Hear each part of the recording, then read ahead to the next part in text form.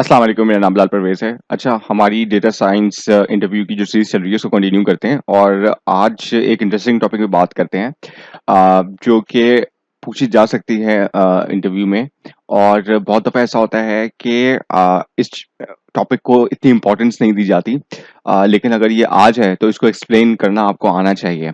Because अगर ये आपको एक्सप्लेन करना नहीं आता तो इसका मतलब ये है कि जो डेटा एक्सप्लोरेशन होती है, जो डेटा की क्लीनिंग होती है और इनिशियल लेवल पे जो आपको ये डिसाइड करना होता है कि किस तरह से डेटा को आप मॉडल के लिए तैयार करेंगे। तो अगर आपको इस चीज़ की समझ है इस टॉपिक की, तो आप बेहतर तरीके से और कम कोड के साथ चीज़ों को मैनेज कर सकते हैं। तो टॉपिक हमारा है लॉन्ग फॉर्मेट और वाइड फॉर्मेट, इन दोनों में क्या फ़र्क होता है? अब वाइड फॉर्मेट की जब हम बात करते हैं तो वाइड फॉर्मेट में बेसिकली ईच सब्जेक्ट जो है या एंटिटी जो है उसके लिए आपके पास सिंगल रो होती है और डिफरेंट मेजरमेंट्स जो हैं वो सेपरेट कॉलम्स में ली जाती हैं। इसका एग्जांपल के तौर पे आप ये देख सकते हैं कि अगर मैं बात करूं टेस्ट स्कोर्स की, 3 स्टूडेंट्स के और हम 3 सब्जेक्ट्स की, तो जैसे हम बात करें एलिस, बॉब और क्लारा को ले लेते हैं। तो एलिस, बॉब और क्लारा जो है वो एक-एक एंटिटी हो गए। इनके लिए सेपरेट रोज़ डिफाइन हो गई और मैथ, इंग्लिश और साइंस जो है आपके फीचर्स हो गए। तो मैथ का अलग कॉलम बन गया, इंग्लिश का अलग कॉलम बन गया आपके पास और साइंस का अलग कॉलम बन गया, यानी हर मेजरमेंट का एक अलग कॉलम बन गया।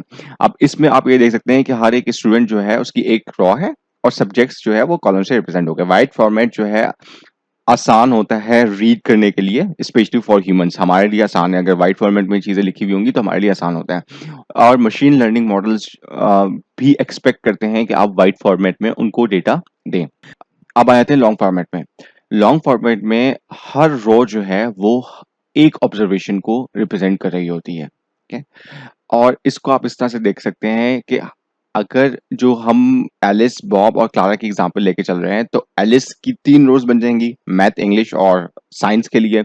सिमिलरली बॉब के लिए भी ये हो जाएगा, क्लारा के लिए भी ये हो जाएगा। अब ये वाला जो फॉर्मेट है ये लॉन्ग फॉर्मेट कहलाता है।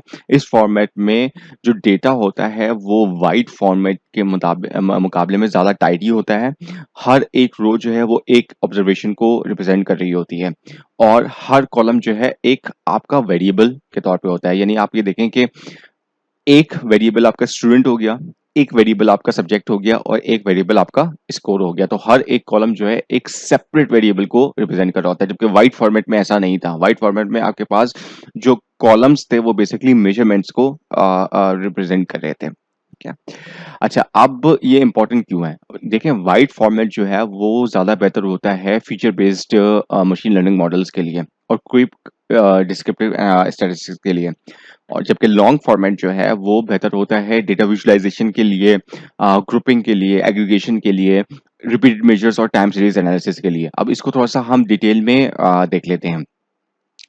जब भी हम बात करते हैं वाइड फॉर्मेट की, तो वाइड फॉर्मेट जैसे कि मैंने आपको बताया कि मशीन लर्निंग एल्गोरिथम्स जैसे कि लीनियर रिग्रेशन हो गए, रैंडम फॉरेस्ट हो गए, रेडशीर बूस्ट हो गए, वो ये एक्सपेक्ट करते हैं कि आपके पास जो डेटा है वो इस तरह के टेबुलर फॉर्मेट में आएगा जहां पे हर एक रो जो है वो एक ऑब्जर्वेशन को रिप्रेजेंट कर रही होगी। यानी या तो एक कोई कस्टमर होगा या स्टूडेंट होगा और हर एक कॉलम जो है एक फीचर को रिप्रेजेंट कर रही होगी। यानी वो इनकम हो सकती है, एज हो सकती है, किसी सब्जेक्ट का स्कोर हो सकता है। तो इसका एग्जांपल आप जैसे कि हमने डिस्कस भी किया कि स्टूडेंट का एक डेटा सेट हो सकता है जिसमें कॉलम मैथ, इंग्लिश, साइंस और दूसरे सब्जेक्ट्स डायरेक्टली फीड किए जा सकते हैं एज फीचर्स इनटू रिग्रेशन, जिसके बेसिस पे हम किसी भी स्टूडेंट का जीपीए प्रिडिक्ट कर सकते हैं। अच्छा, ये चीज़ जो है डिस्क्रिप्टिव एनालिसिस में भी बड़ा फ़ायदा देती है। यानी वाइड फॉर्मेट जो है बहुत आसानी से किसी भी वेरिएबल की समरी स्टेट्स आपको दे सकता है। इसी तरह से फॉर एग्ज़ाम्पल अगर मैं df.mean यूज़ करूँ पांडास लाइब्रेरी का, तो मुझे पास एवरेज स्कोर्स बहुत आसानी से आ सकते हैं। ये यूज़फुल है, यानी वाइड फॉर्मेट ज़्यादातर डैशबोर्ड और एक्सप्लोरेटरी डेटा एनालिसिस में ज़्यादा यूज़फुल रहता है।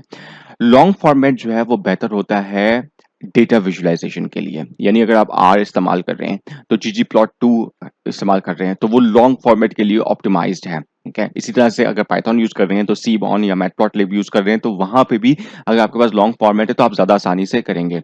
अच्छा, ग्रुपिंग और एग्रीगेशन के लिए भी लॉन्ग फॉर्मेट अच्छा है। लॉन्ग फॉर्मेट जो है, चूँकि एक ही कॉलम में आपके पास सारे सब्जेक्ट्स हैं, तो उस सब्जेक्ट्स में मैं for example group by maths कर सकता हूँ, ग्रुप बाय फिज़िक्स कर सकता हूँ, एक्सेट्रा। और ये एवरेज स्कोर बाय सब्जेक्ट निकालने के लिए भी बहुत बेस्ट हो सकता है। तो आप सिंपल ग्रुप बाय करके और उसका मीन निकाल सकते हैं।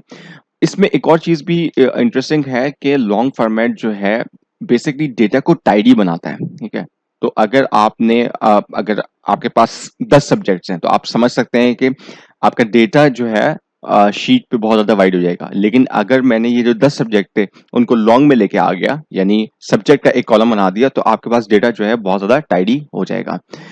अब एक और चीज़ इसमें ये भी है कि अगर आप रिपीटेड मेजर्स पे काम कर रहे हैं और टाइम सीरीज़ एनालिसिस कर रहे हैं, तो आप ये चाहेंगे कि जो मल्टीपल टाइम्स की जो ऑब्जर्वेशन है, वो एक ही कॉलम में आ जाए। मिसाल के तौर पे डेली सेल्स हैं। अब आप चाहें तो उसको डेट वाइज़ सेल्स को लिख सकते हैं, लेकिन आप चाहें तो उसको कॉलम वाइज़ कर सकते हैं, तो डेटा जो है काफ़ी टाइडी हो जाता है, ठीक है?